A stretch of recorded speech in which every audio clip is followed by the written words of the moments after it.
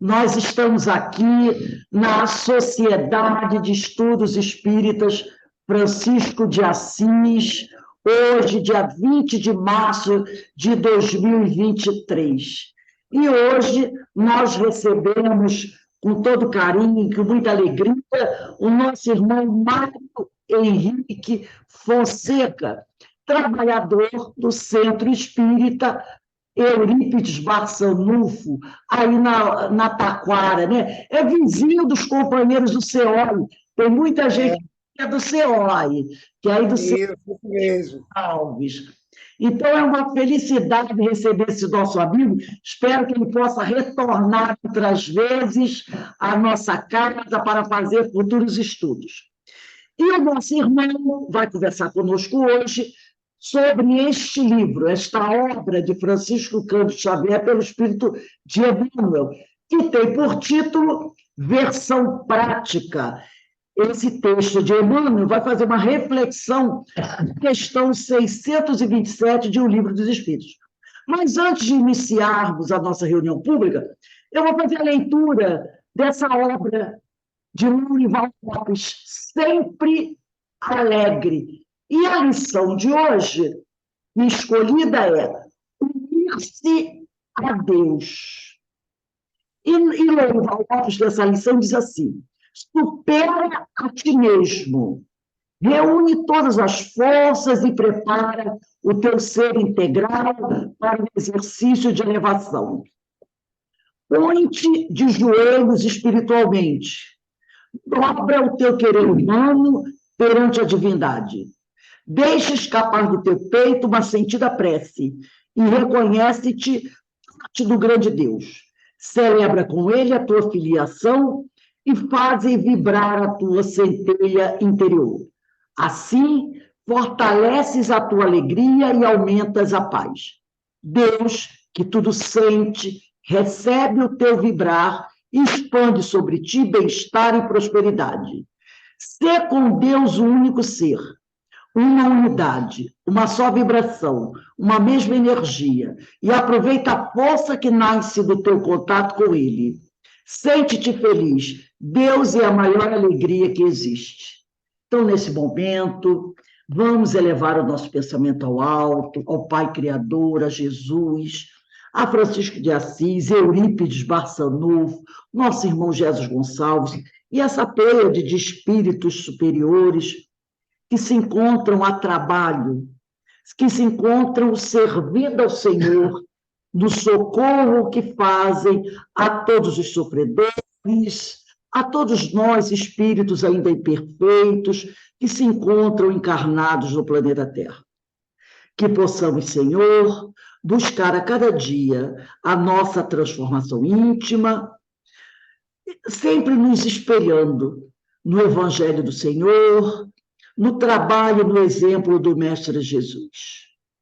Te rogamos também, ó Pai, que abençoe o nosso irmão Mário Henrique Fonseca, a sua família, o seu propósito, o seu trabalho, para que ele possa nos trazer a sua palavra evangelizada, para que assim todos nós possamos crescer com o seu conhecimento. Que a tua luz, Senhor, ilumine os nossos caminhos, e que cada um de nós trabalhe intensamente para a sua melhora íntima. Assim, envolvidos por essas vibrações que caem do alto sobre cada um de nós, te pedimos, ó Pai, amorosamente, que nos permita dar por iniciada a nossa reunião pública da noite de hoje. Graças a Deus. Bem, meu irmão, eu passo a palavra para você. Você tem até 7h30, se precisar, até 7h35, para fazer as suas reflexões. Que Deus te abençoe e continue abençoando a todos nós. Abençoando a todos nós. Muito obrigado. É um prazer estar aqui com vocês. A gente, às vezes, sente até uma responsabilidade falar em nome do Cristo, porque a gente é entusiasta dessa palavra do bem, dessa palavra de amor, mas muitas vezes a gente não consegue colocar em prática, né? E aí dá aquela vergonha, aquela sensação de o que eu estou fazendo aqui. Mas a espiritualidade trabalha em prol de nos manter de pé e nos dá essa chance de rever os nossos conceitos e continuar na luta de tentar fazer com que essas informações espíritas realmente signifiquem, né, na nossa vida. Então, é um prazer estar aqui com vocês. Espero que a espiritualidade amiga nos acompanhe e que a gente consiga dar conta do estudo da melhor maneira possível.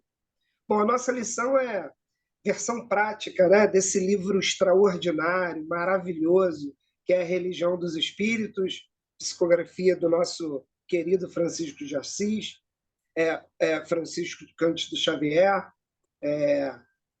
e em que Emmanuel traz essas informações no dia 24 de abril de 1959. Ou seja, há 64 anos atrás, nos propunha o mentor uma reflexão bastante aprofundada, né, sobre a responsabilidade que temos, não simplesmente diante dessa maravilhosa doutrina que abraçamos, mas diante dos desígnios do Pai. E, logo no início do texto, Emmanuel sentencia, a partir dos ensinamentos do Mestre Jesus, que deveríamos recordar o caráter, e aqui eu deixei frisado, aqui, separado, aqui em cima, para não esquecer.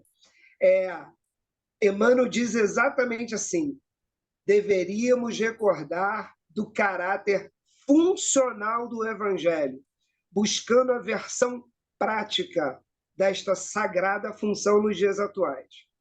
E, peremptoriamente, destaca o divino convite à lavoura do bem que nos propõe Deus na sua misericórdia infinita, né? E notem que a metáfora é grandiosa, né? Lavoura do bem. E por que é grandiosa? Porque ela está alicerçada no próprio pilar doutrinário, a lei de causa e efeito. Ou seja, lavoura pressupõe plantio e colheita. A gente só colhe aquilo que planta. Então, meus amigos, eu fico muito entusiasmado quando uma página dessa, que a gente começa a analisar e vai às entrelinhas e começa a descobrir o quão a doutrina é grandiosa, o quão a proposta de Jesus é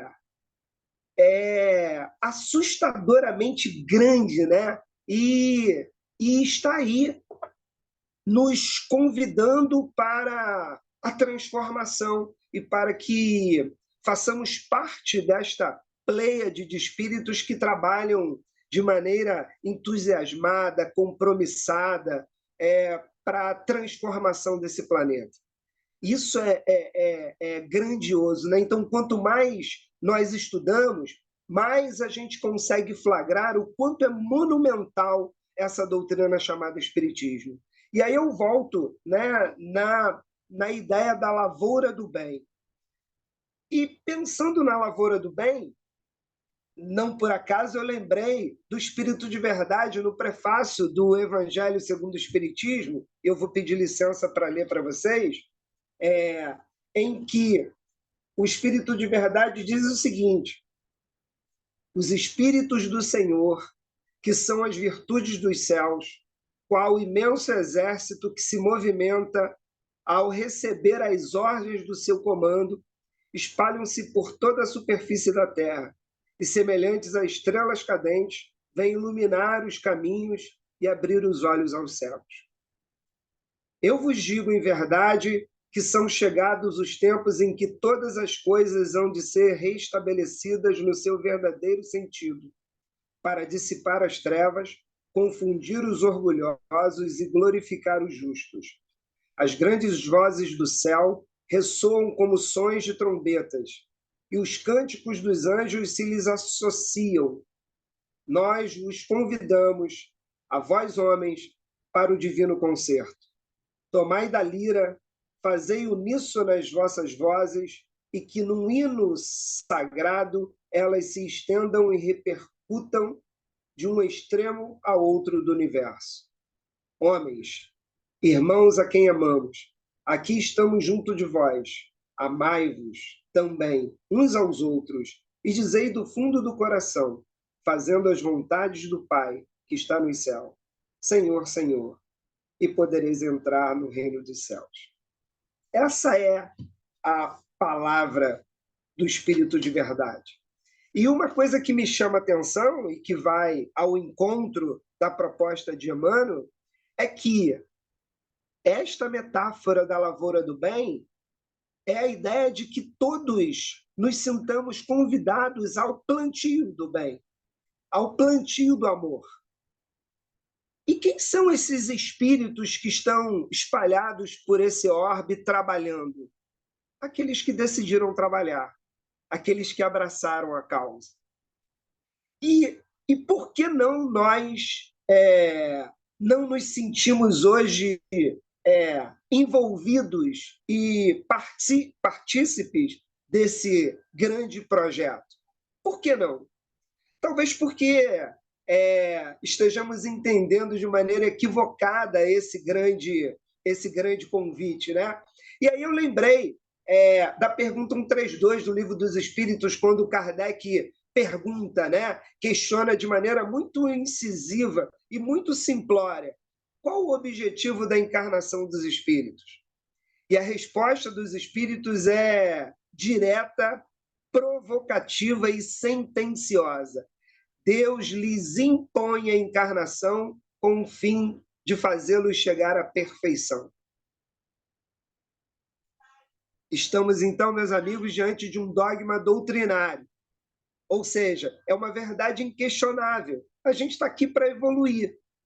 Por isso a palavra do mestre, irmãos, amai-vos, ou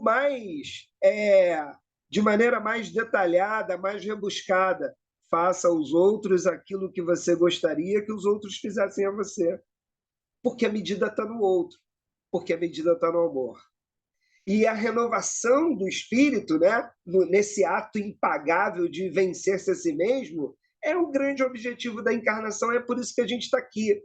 O objetivo da encarnação, em outras palavras, é tornar o homem melhor hoje do que ele foi ontem e melhor amanhã do que ele é neste momento. E então, diante da proposta de Emmanuel, atendendo às premissas do Pai, que participemos então dessa lavoura do bem, né? Que façamos esse plantio. E esse plantio é na superação. E não é isso que Emmanuel nos dizem em várias mensagens. Eu selecionei algumas aqui, né? Tem um trecho de uma mensagem de Emmanuel em que ele diz assim, ó: vez por outra, afirmas que esperas em vão pelo auxílio do mundo. Entretanto, é o mundo que espera confiante por ti. Ou seja, meus amigos, Deus ajuda o homem através do homem. A proposta do Espiritismo é que entendamos a palavra do Mestre Jesus e nos transformemos. E nesta transformação a gente vai usar, e esse uso é muito benéfico, a gente vai usar o outro como pilar dessa transformação. Por isso a mensagem é: irmãos, amai-vos. Mais adiante, Emmanuel traz uma outra informação tão importante quanto: recorda que o Senhor espera por tua vontade, por teus pensamentos, por tuas palavras e por teus braços, a fim de responder com a paz e com a esperança aos que te cercam. Vou voltar ao iniciozinho do prefácio. Olha como é que é bonito. Os espíritos do Senhor, que são as virtudes dos céus, qual imenso exército que se movimenta ao receber as ordens do seu comando. Meus amigos, a gente deve pode participar desse exército. Esse é o convite da doutrina. Vou repetir a mensagem de Emmanuel. Recorda que o Senhor espera por tua vontade, por teus pensamentos, por tuas palavras e por teus braços, a fim de responder com a paz e com a esperança aos que te cercam. Então, a responsabilidade é nossa. Esse é o convite que Emmanuel está fazendo aqui, quando ele propõe logo na introdução a lavoura do bem. E aí a gente vai fazendo os recortes, vai lembrando de páginas, e eu cheguei ao livro Convite à Paz. E lá, Clayton Levy coloca um pensamento assim muito pontual, que dialoga com essa proposta de Emmanuel. Se tiveres força, a página é dirigida a nós, né, aos espíritas, se tiveres força o bastante para sair de ti mesmo e ir ao encontro de teus irmãos em humanidade, já contribuirás para a edificação de uma nova era entre os homens. Então, somos nós que precisamos ter a coragem de participar desse grande exército e, ao nos transformarmos, ajudarmos na transformação desse planeta. É muito interessante que a gente fica ouvindo as divagações, né? as reflexões dos espíritas, muitas vezes, sobre em que momento a Terra vai deixar de ser planeta de provas e expiações e se transformar em mundo de regeneração. É muito simples. Quando nós mudarmos, quando formos espíritas efetivos na nossa ação diária, no pequenininho, no miudinho, dentro de casa, no trabalho, na rua. E depois de todas essas informações e de todo esse convite que vem sendo chancelado por inúmeros espíritos de escola, né? A gente não pode mais claudicar, a gente não pode mais negligenciar o convite do Pai. A gente precisa fazer. E aí, continuemos, ainda em Clayton Levy, do livro Convite à Paz. O amor que espalhas é sol aquecendo a própria alma, e todo o bem que faças, por menor que pareça, é flor desabrochando no solo da própria consciência, abençoando teus passos com o perfume da paz. Ou seja, nós estamos diante da grande decisão, né? Abandonarmos o homem velho e efetivamente abraçarmos essa doutrina que julgamos ser o nosso esteio, né? O nosso porto seguro, e participarmos dessa ação planejada e encampada pela espiritualidade amiga para a transformação do homem. Por isso, logo no início da página, Emmanuel traz a metáfora a lavoura do bem. É a proposta de Deus. E a gente não pode esquecer que a semeadora é livre, mas a colheita é obrigatória. É a lei de causa e efeito. E aqueles que se negarem a fazer, diz a página, ou que fizerem compromissados com o mal, terão novas oportunidades, que é o que diz a doutrina. A gente pode negligenciar, a gente pode não aproveitar as oportunidades, entretanto, o sofrimento, a dor ali na frente vai fazer com que, de certa maneira, nos responsabilizemos e tenhamos consciência, né? Então, essa reflexão me traz à mente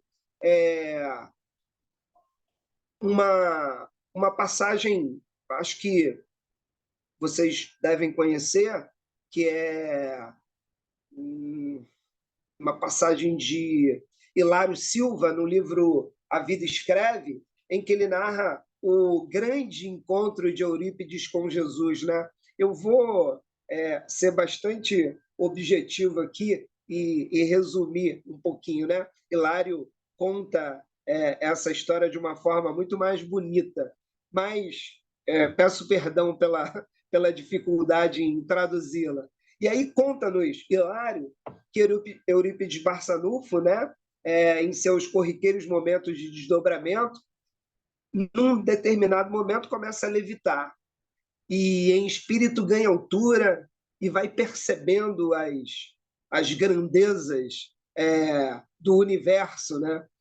Vai se distanciando do planeta, vai se aproximando das estrelas e segue alcançando o espaço sideral.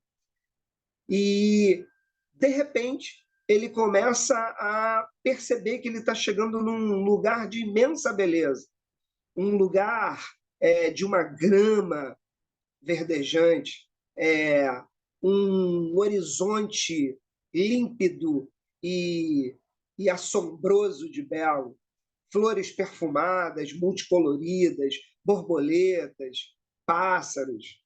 Até que, de repente, Eurípides, meio que perdido nesse lugar grandioso, avista um homem sentado ao longe, sentado numa pedra, né? Então ele vai se aproximando, meio que querendo perguntar, saber onde é que ele está. E à medida em que ele vai se aproximando, uma grande emoção vai tomando o peito, né? E de repente ele paralisa, fica um pouco envergonhado, acha que tem certeza que está diante do mestre. Então, meio que sobressaltado, vai se enchendo de coragem e se aproxima de Jesus. E percebe, então, que Jesus está chorando. Fica um pouco encabulado, sem saber o que dizer, e com uma voz um pouco embargada, enche-se de coragem e pergunta: Senhor, por que choras? Silêncio, Jesus não responde. Então, Eurípides, um pouco mais afoito, um pouco mais corajoso, pergunta: choras pelos descrentes do mundo? Mais um silêncio, até que Jesus responde: não, meu filho, não sofro pelos descrentes, aos quais devemos amor, carinho e respeito. Choro por todos aqueles que conhecem o evangelho de meu Pai e não o praticam. Jesus chora por nós. Jesus chora por mim quando não consigo colocar os ensinamentos, esses ensinamentos que a doutrina me oferta e que são tão valiosos para a minha transformação moral.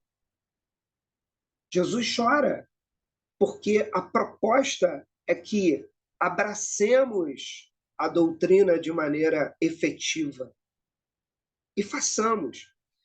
E é muito interessante que, no detalhe da página, não existe na proposta de Emmanuel a ideia de uma transformação milagrosa. Existe o compromisso, pelo menos é essa leitura que eu fiz da página, né? E é importante que todos tenham a consciência de que é uma leitura particular, então que todos possam, num determinado momento, se debruçarem, né, na página, porque é uma página grandiosa. O planejamento não é de uma transformação milagrosa. O nosso compromisso é de transformação. E aí a gente pode voltar lá ao nosso entendimento doutrinário, fincado em Allan Kardec, quando ele propõe que se reconhece o verdadeiro espírita pela sua transformação moral e pelos esforços que empreende para domar as suas más tendências. Ou seja, meus amigos, A gente tem problema, muitos problemas, muitos vícios, mas o quão compromissados estamos em abraçar a doutrina espírita e fazer com que ela se transforme em ações no nosso dia a dia. O quão compromissados estamos em deixar que essa doutrina povoe o nosso íntimo e transforme o nosso olhar, dilate a nossa fé e nos estimule a participar desse exército grandioso que trabalha em nome do grande amor proposto por Jesus. Esse é o desafio. Por isso a gente cita lá qual é o objetivo da encarnação. O objetivo da encarnação é nos transformar. Bom, se o objetivo é nos transformar, não estamos prontos. Precisamos melhorar. Então, se precisamos melhorar, que melhoremos. E aqui a gente poderia até abrir um espaço para refletir sobre os apóstolos. Vocês já tiveram a impressão, pelo menos é a impressão que eu tenho, toda vez que a gente analisa a postura dos apóstolos diante de Jesus, a gente vê o quanto os apóstolos eram nós. Os apóstolos não entenderam o Mestre, ou pelo menos tiveram dificuldade de entendê-lo. Os apóstolos claudicaram muitas vezes, negaram, fugiram da responsabilidade, questionaram. Não somos nós, diante dessa doutrina que abraçamos? Então, a gente pode pensar de maneira mais severa que a versão prática proposta por Emmanuel nesta página, e eu volto a lembrar, ela foi psicografada em 24 de abril de 1959, ou seja, há 64 anos atrás, Emmanuel já propunha a todos nós uma reflexão sobre o que fazemos com aquilo que já assimilamos diante da doutrina.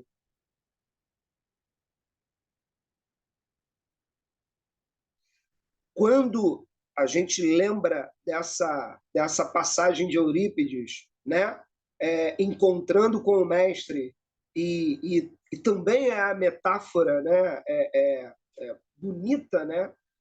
Da ideia de que nós já temos o mapa da mina, a gente já tem o mapa da felicidade. Está aqui o mapa, ó, está aqui o meu caidinho. O mapa está aqui, a gente já tem. O problema é que a gente não tem um envolvimento efetivo, a certeza absoluta de que isso é isso e acabou. Fé, essa fé inabalável. Né? Vou trazer uma outra historinha interessante que me chama muita atenção, que é na perspectiva da fé. Né? Eu acho que a gente acredita na doutrina, mas a gente ainda não entrou no estágio da fé absoluta, ou seja, isso é isso e acabou, e eu entrego a minha vida a essa dinâmica proposta pelo mestre. A gente ainda não entrou nesse, pelo menos eu não entrei nessa perspectiva. Mas conta a historinha o seguinte: vinha um homem caminhando pelas escarpas de uma grande montanha, né? E era uma montanha muito alta e ele não estava totalmente aparelhado para aquele terreno, e num determinado momento ele se descuida, pisa em falso, escorrega, começa a cair e fica pendurado, consegue segurar numa pedra e está lá desesperado. E a primeira coisa que lhe vem à cabeça é: Deus, me salva, pelo amor de Deus, eu estou aqui, me salva, por favor. E silêncio absoluto, ele olha para baixo, as forças estão acabando e ele pensa: eu vou morrer, eu vou morrer, eu vou morrer, eu não consigo mais ficar aqui, né, segurando. Deus, se você existe mesmo, apareça para mim e me salve. E aí ele ouve a voz de Deus. Sim, eu sou Deus, estou aqui. Ai, que bom, que bom. Só pode me salvar? Então Deus diz para ele: você confia em mim? Confio, confio sim. Então Deus diz: eu vou te salvar. Então tá, então me salve. Solte. Pode soltar a pedra.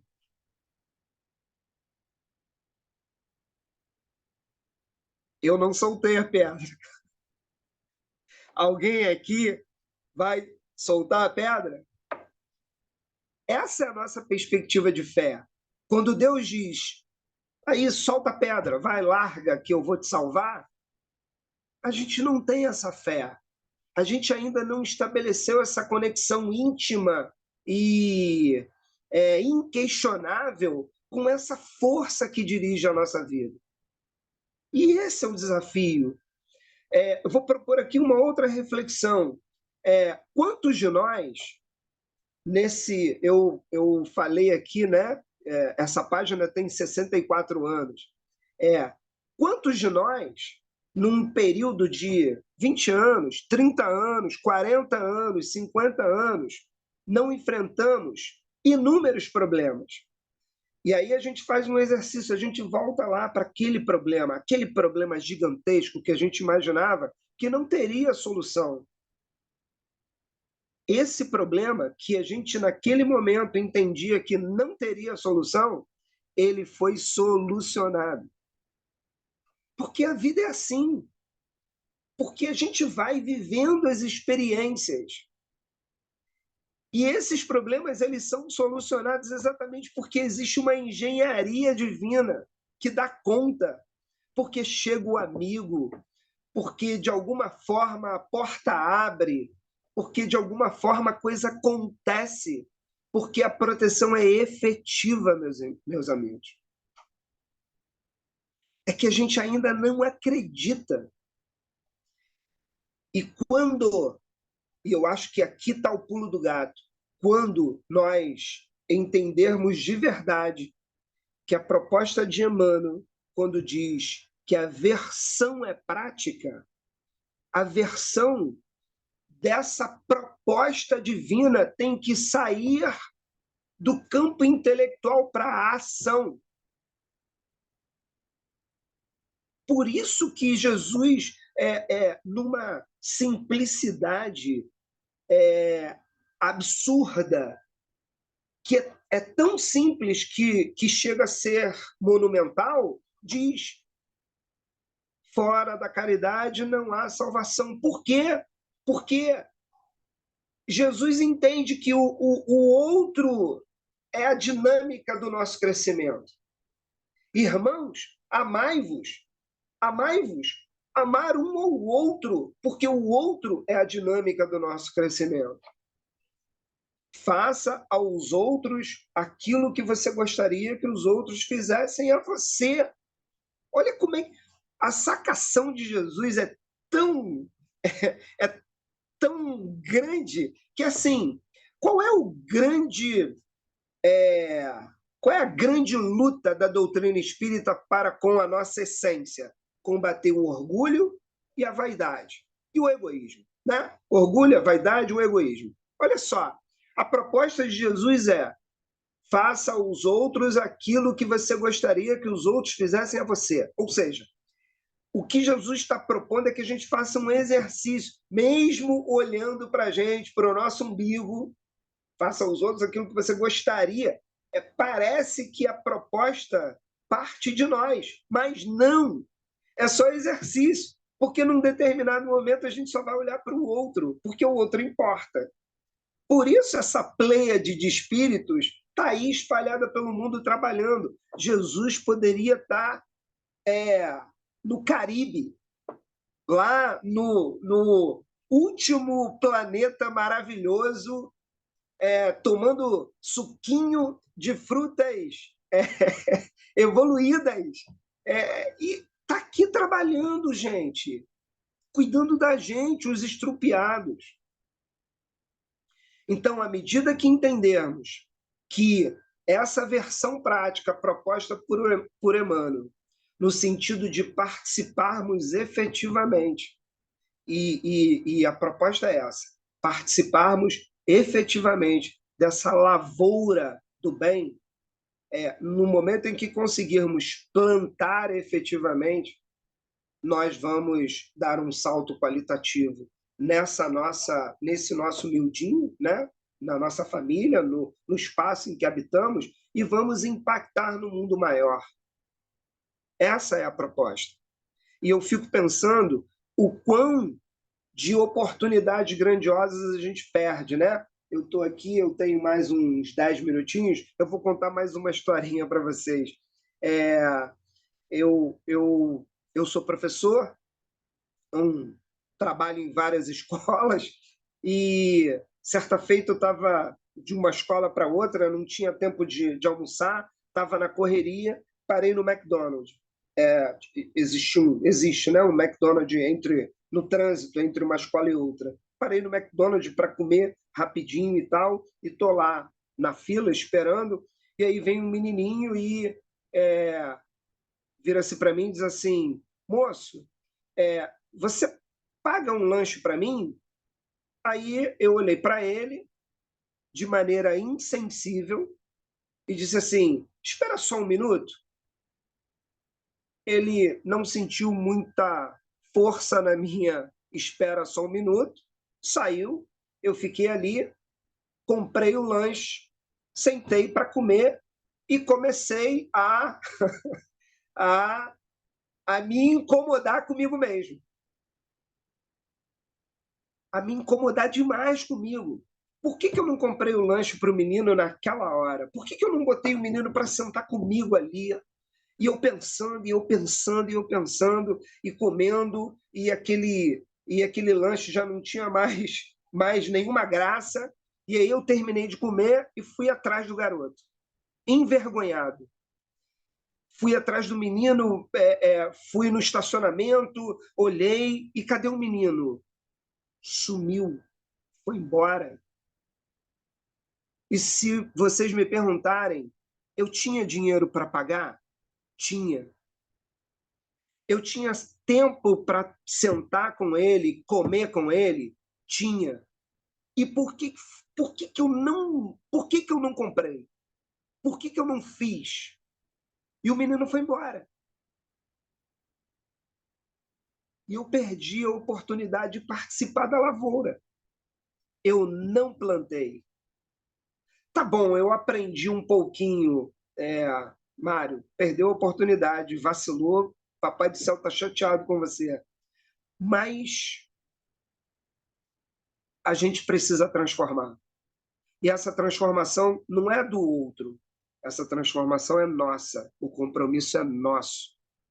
Por isso a proposta, por isso o título da página é Versão Prática. E logo de cara, Emmanuel, de maneira esperta, diz que o Pai nos convida para a lavoura do bem. Ou seja, o Pai nos convida a plantar. E nós já sabemos que aquilo que a gente planta, a gente colhe. Então, meus amigos, que sejamos capazes de plantar luz, que a gente consiga fazer o melhor e que a gente dê valor ao projeto maior do Pai quando nos dá a oportunidade da reencarnação, porque o objetivo da encarnação é fazer com que aproveitemos o dia de hoje para sermos melhores do que fomos ontem e para que sejamos melhores amanhã do que somos hoje. E o mapa da mina a gente tem. Bom, espero que as reflexões tenham sido provocativas. A gente fez com muito carinho. Eu pensei em ler os trechos. Depois eu fiquei pensando, não, faz desse jeito. Bom, eu escolhi fazer dessa maneira. Espero não ter cansado a paciência de vocês e espero em Deus que todos estejamos envolvidos e compromissados nessa árdua, nesse árduo compromisso dessa transformação íntima e dessa participação nessa grande lavoura do bem. Que Papai do Céu nos abençoe. Fiquemos todos com Deus. Obrigado, meu amigo. Foi ótima a sua reflexão, adorei as historinhas. E quando você contou a história do McDonald's, todos nós temos uma lembrança de algo que em algum momento nós deixamos passar. E aquilo também nos incomodou. Mas são experiências que nós vamos vivenciando, aprendizados que vamos fazendo. Da próxima vez seremos mais rápidos na resposta e mais eficientes, não é verdade? Muito obrigado pelo seu carinho. Leve o nosso abraço à casa de Eurípides Barçanufo e que possamos contar com você mais vezes aqui em nossa casa. Agradeço pelo seu carinho em aceitar estar aqui conosco, tá bom? Então, eu que agradeço. Eu quero, nesse momento, pedir à nossa irmã Carmen para fazer a nossa prece de encerramento. Carmen, por favor. Então, Senhor, só temos a agradecer mais essa oportunidade de grandes reflexões nessa nossa jornada, ainda como espíritos ainda capengas, né? Espíritos ainda vacilantes, como o nosso amigo nos trouxe tantos exemplos aí que com certeza nos incomodaram, né? Então a gente só tem a agradecer, que Deus te abençoe, Mário, que você continue na sua jornada, provocando todo mundo, porque a gente precisa disso, a gente precisa se incomodar para a gente se colocar no lugar desses exemplos que são muito bons. Então, Senhor, só temos a agradecer mais essa oportunidade, que nós possamos fazer a nossa parte, aquilo que nos compete, com tantas oportunidades que temos, mas que nós sabemos que nós estamos na caminhada, nós estamos nessa busca, e que só temos a agradecer, Pai, por essa casa, por esse espaço, por mais um estudo que nos contagiou da forma tão agradável que o nosso amigo nos trouxe. Então, só temos a agradecer, que Deus abençoe a você, Mário, sua família, e continue na sua jornada provocando todo, graças a Deus. Graças a Deus. Meus irmãos, eu quero me despedir de vocês, dando uma boa noite. Espero que todos tenham gostado, eu adorei. Muito bom o estudo, muito leve, muito profundo. E, como disse a nossa irmã Carmen, muito provocativo. De vez em quando a gente tem que cutucar. De vez em quando a gente tem que cutucar para a gente poder perceber melhor as coisas, tá bom? Se você quiser dizer mais alguma coisa para o grupo, estamos aí. Não, eu agradeço, foi um prazer imenso, espero ter colaborado. Colaborou sim, muito, muito. Meus irmãos, então, mais uma vez, obrigado a todos. Deixo aqui um beijo no coração. E amanhã, quarta-feira, estaremos de volta, às 18h30, com o estudo do Evangelho segundo o Espiritismo, não é? Então, um beijo para todos vocês. Um abraço. Senhor... Muita paz. Um abraço, Rose.